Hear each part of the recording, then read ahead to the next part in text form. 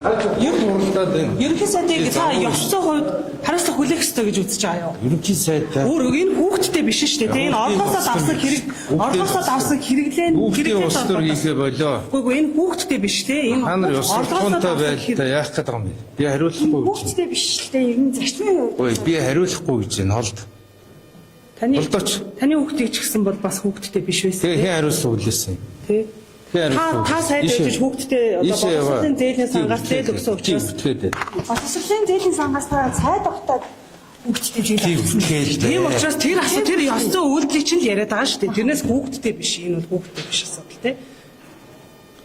Нэг өдөр чиний хүүхдийг ярина штэ. Тэр нас үеийн төрсэн үнийг яаж одоо ерөнхий сайдын хувьд бол ингэж нас үеийн төрсэн чиний өмнөөс чиний аав хариуцлага хүлээх үү? Улан дахиа орлоосоо давсан чиний хэрэглэг чиний аав ээж хоёр мэдэх үү? За та энэ ерөнхий сайдын би өөрөө том хүүхдтэй хүн учраас хэлж штэ. Би тэр хүүхдэд юу хэрэглэж байгаа би яаж мэдхий? 20 настай хүүхэд орлоосоо давсан. Тэгээ 20 настай хүүхэд ямар орлоготой байгааг чи битэр яаж мэдчих вэ?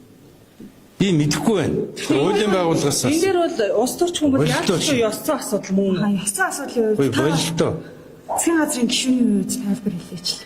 Гэхдээ чиний хүүхэд том болохоор юу эдэлж хэрэглэхийг чи мэдэх үү? Тэр мөнгө хэний мөнгө вэ гэдэг л. Харин хэний мөнгө би яаж мэдэх юм? Хүмүүс тэгээд дээ шүү дээ. Тэр мөнгө хэний мөнгө вэ гэдэг дээр л анхаарах. Бас энэ асуудал дээр би яаж мэдэх юм? Яг гоо тань дээр энэ асуудал тулгарч ирсэн шүү дээ. Гэхдээ энэ бол өөрөө ёс зүйн асуудал юм. Тэр хүн сургууль сурах эсхийг би мэдэхгүй шүү дээ. Тэр шиг л байхгүй да. Би яаж мэдэх юм? Юу нэхэд байгаа юм бэ? За иргэд шаардж штэ. Та энэ иргэдийг зөв гэж үзэж байна. Иргэдийн шаардлагыг одоо гадаа яг одоо Сүхбаатарын төлбөрөд ардаа эзэнтэй л байгаа шүү дээ. Эзнийг ингэж бодоод байгаа. Та улс төрний даваад байна шүү.